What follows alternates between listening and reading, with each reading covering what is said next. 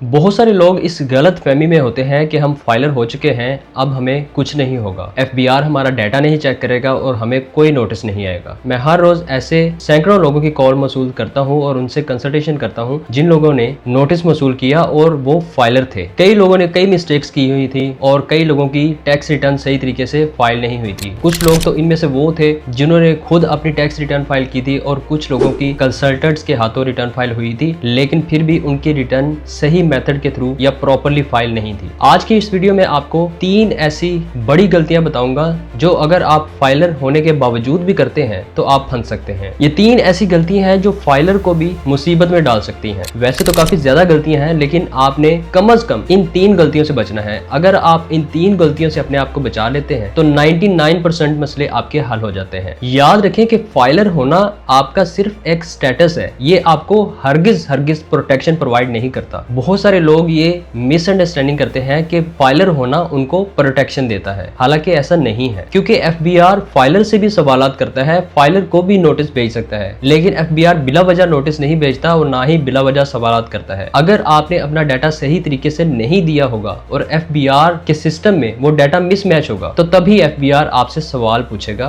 तभी एफबीआर आपको नोटिस भेजता है। तो कौन सी है वो बड़ी गलतियां, आइए देखते हैं। अस्सलाम वालेकुम, मेरा नाम खालिद बारी है, मैं एडवोकेट हाई कोर्ट हूँ। सबसे जो पहली बड़ी मिस्टेक है वो ये है कि इनकम्प्लीट या रॉन्ग डिक्लेरेशन। बहुत सारे ऐसे लोग जिनकी एक से ज्यादा इनकम स्ट्रीम्स होती हैं, मिसाल के तौर पे वो जॉब भी कर रहे होते हैं, फ्रीलांसिंग भी साथ साथ कर रहे होते हैं और साथ साथ उन्होंने अपनी प्रॉपर्टी भी रेंट आउट की होती है जहां से उनको किराया आता है। लेकिन वो गलती क्या करते हैं, गलती वो ये करते हैं कि अपनी टैक्स रिटर्न में सिर्फ 1 या 2 इनकम्स डिक्लेयर करते हैं। हालांकि आपकी टैक्स रिटर्न में आपकी तमाम इनकम स्ट्रीम्स मेंशन होनी चाहिए, आपकी तमाम सोर्स ऑफ इनकम्स मेंशन होने चाहिए और प्रॉपर्ली ये भी मेंशन होना चाहिए कि आपकी किस सोर्स से कितनी इनकम आ रही है। वो लोग जिन्होंने बैंक में सेविंग अकाउंट्स ओपन करवा रखे हैं और वहां से प्रॉफिट लेते हैं, कुछ लोग तो उनमें से ये समझते हैं कि ये हमारा प्रॉफिट है, इनकम नहीं। हालांकि प्रॉफिट भी इनकम ही में आता है। और कुछ लोग ये समझते हैं कि इस इनकम पे चूंकि बैंक ने ऑलरेडी टैक्स डिडक्ट कर लिया है तो अब हमें इसको डिक्लेयर करने की जरूरत नहीं है और ना ही हमें इस पे टैक्स देना है। हालांकि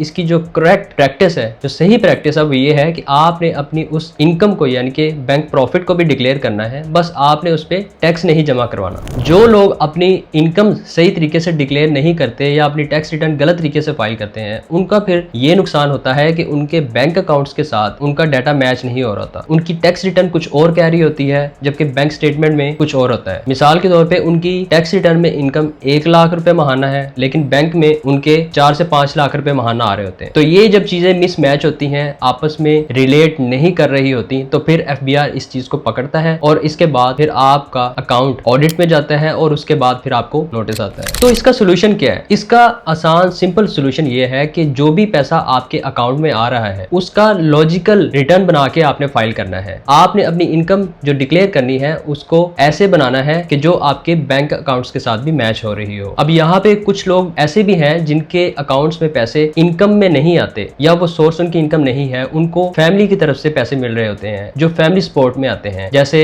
एक स्टूडेंट को घर वालों से पैसे मिलते हैं या एक हाउसवाइफ को अपने हस्बैंड की तरफ से खर्चा मिलता है। तो इस इनकम पे टैक्स तो नहीं है, लेकिन जब वो फाइलर बनेंगे तो अपने इन सोर्सेज को वहां पे अपनी रिटर्न में जरूर मेंशन करवाएंगे। मैसेजेस आते हैं, वो बताते हैं कि हमारी कोई इनकम तो नहीं है लेकिन हम फाइलर होना चाहते हैं, तो हम एफबीआर को क्या बताएंगे, क्योंकि उनके अकाउंट में मंथली बेसिस पे पैसे आते हैं। तो जब मैं पूछता हूँ कि आपको ये पैसे कहाँ से आते हैं, तो वो कहते हैं कि हमें घर वालों से मिलते हैं। तो मैं उनको कहता हूँ कि यही आपका सोर्स है, इसी को ही आपने रिटर्न में डिफाइन करना है। हाँ, बस ये है कि इस इनकम पे आपका कोई टैक्स नहीं बनता, लेकिन फिर भी आपने इसको डिक्लेयर करवाना है ताकि कल को अगर आपका अकाउंट ऑडिट में आए तो एफबीआर आपको नोटिस ना भेजे, आपकी इनकम समझ के आपसे टैक्स ना डिमांड कर दे। दूसरी जो बड़ी मिस्टेक है जो बहुत सारे लोग करते हैं वो ये कि या तो अपने एसेट्स को, असासा जात को डिक्लेयर नहीं करते या उनका लाइफस्टाइल कुछ और बता रहा होता है और उनकी रिटर्न में वेल्थ स्टेटमेंट में उनके एसेट्स कुछ और डिक्लेयर हुए होते हैं। याद रखें कि आज की डेट में एफबीआर सिर्फ आपकी इनकम को नहीं देखता और ना ही सिर्फ आपकी टैक्स रिटर्न पे रिलाई करता है। एफबीआर آپ کے لائف سٹائل کو بھی مانیٹر کر رہا ہے through your social media plate forms. آپ جو کچھ بھی اپنے سوشل میڈیا پلیٹ فارمز پہ شیئر کرتے ہیں FBR اس کو دیکھ رہا ہے. جب آپ اپنے سوشل میڈیا پلیٹ فارم پہ بتاتے ہیں کہ میں نے یہ گاڑی خریدی یا میں نے یہ گھر لیا اور اپنی ٹیکس ریٹرن میں اس کو آپ نے ڈکلیئر نہیں کیا تھا, تو FBR اس چیز کو پکڑ لیتا ہے. جب آپ فریکوینٹلی ٹریول کریں گے, گاڑیاں خریدیں گے, گھر وغیرہ لیں گے, یا آپ کے بینک اکاؤنٹ میں زیادہ پیسے آ رہے ہوں گے اور آپ نے اپنی ٹیکس ریٹرن میں یہ سارا کچھ ڈکلیئر نہیں کیا ہوگا, آپ کے لائف سٹائل سے آپ کی انکم ٹیکس ریٹرن میچ نہیں کر رہی ہوگی, تو یہاں سے آپ کے لیے مسئلہ بنتا ہے. تو اس کا آسان سا سلوشن یہ ہے کہ اپنی ٹیکس ریٹرن کو سیریسلی لیں. آپ جس کنسلٹنٹ سے بھی اپنی انکم ٹیکس ریٹرن فائل کروا رہے ہیں اس کو کہیں کہ میری ویلتھ اسٹیٹمنٹ پراپرلی فائل ہونی چاہیے. ہر چیز کا سورس ایکسپلین ہونا چاہیے. کون سی چیز آپ کو گفٹ میں ملی ہے, کون سی وراثت میں ملی ہے, کون سی آپ نے خود خریدی ہے, کون سی آپ نے لون لے کر لی ہے, یہ تمام چیزیں پراپرلی آپ کی ریٹرن میں ڈکلیئر ہونی چاہیے. تیسری جو بڑی مسٹیک ہے وہ یہ کہ فائلر بننے کے بعد یہ سمجھنا کہ اب اس کے بعد کچھ نہیں ہو سکتا, FBR مجھے پکڑ نہیں سکتا, میں جو کچھ مرضی کروں. یہ سب سے ڈینجرس سوچ ہے, خطرناک ہے آپ کے لیے, کیونکہ بہت سارے لوگ اس غلط فہمی میں پھنس گئے ہیں اور وہ فائلر بن کے بہت ساری ٹرانزیکشنز کر لیتے ہیں, بہت ساری پراپرٹیز خرید لیتے ہیں جن کو پھر پراپرلی اپنی ریٹرن میں ڈکلیئر نہیں کرتے, اور وہ یہ سمجھتے ہیں کہ بس ہم فائلر ہیں, ہمارا جو اسٹیٹس ہے وہ فائلر ہے, تو اب ہم جو مرضی چاہے خریدیں, ہمیں FBR کو بتانے کی ضرورت نہیں ہے اور نہ ہی ہمیں کوئی ٹیکس دینے کی ضرورت ہے. بلکہ ریئلٹی یہ ہے کہ FBR کے پاس آپ کا تمام ڈیٹا پہنچ رہا ہے. آپ کے بینک اکاؤنٹ, آپ کے رقوم کا ڈیٹا پرووائڈ کر رہے ہیں, نادرہ آپ کا ڈیٹا شیئر کر رہا ہے, آپ کی پراپرٹی کے ریکارڈز FBR کے پاس پہنچ رہے ہیں, آپ کی گاڑیوں کی ڈیٹیلز پہنچ رہی ہیں, آپ نے جو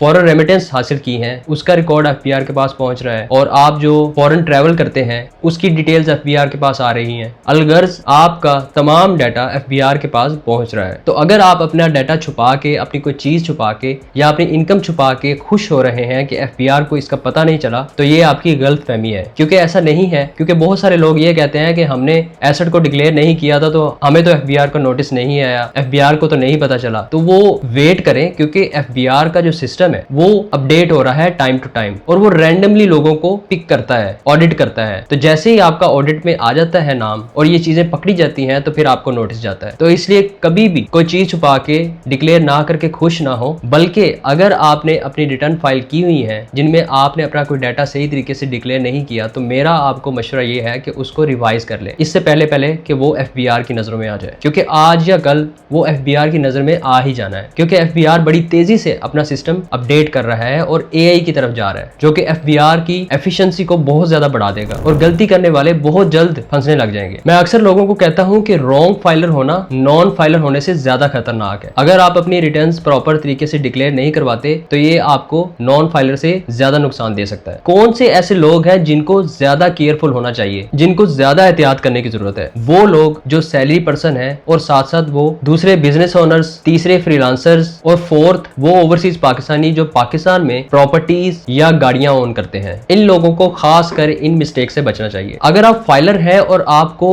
شیورٹی نہیں ہے کہ آپ کی جو ٹیکس ریٹرنز فائل ہوئی ہیں وہ 100% صحیح فائل ہوئی ہیں, یا آپ کو FBR کا نوٹس آ چکا ہے, تو اس کے لیے آپ کو گھبرانے کی ضرورت نہیں ہے. آپ نیچے دیے گئے واٹس ایپ نمبر پہ میسج کر کے اپنا مسئلہ حل کروا سکتے ہیں, یا آپ کسی معاملے میں میری کنسلٹیشن حاصل کرنا چاہتے ہیں تو آپ ڈسکرپشن میں لنک موجود ہے, وہاں سے کنسلٹیشن کا ٹائم بک کر سکتے ہیں. میں پرسنلی آپ کا کیس ریویو کروں گا اور آپ کو گائیڈنس پرووائڈ کروں گا, اور اسی کے ساتھ ساتھ میری لا فرم آپ کو سروسز بھی پرووائڈ کرتی ہے. کیا FBR کسی معاملے کی جانچ پڑتال کے لیے, یا اگر آپ کے اکاؤنٹ کا آڈٹ ہوتا ہے اور اس میں کوئی مسئلہ پایا جاتا ہے تو نوٹس بھیجنے کی بجائے کیا FBR آپ کے گھر تک آ سکتا ہے؟ کون سے وہ مواقع ہیں جب FBR آپ کے گھر تک آ سکتا ہے, اور اس سچویشن میں آپ نے کیا کرنا ہے, آپ کیا کر سکتے ہیں, اپنے رائٹس کو کیسے پروٹیکٹ کر سکتے ہیں؟ یہ تمام چیزیں جاننے کے لیے آپ یہ والی ویڈیو ضرور دیکھیں. Thanks for watching, C you in the next video. اللہ حافظ.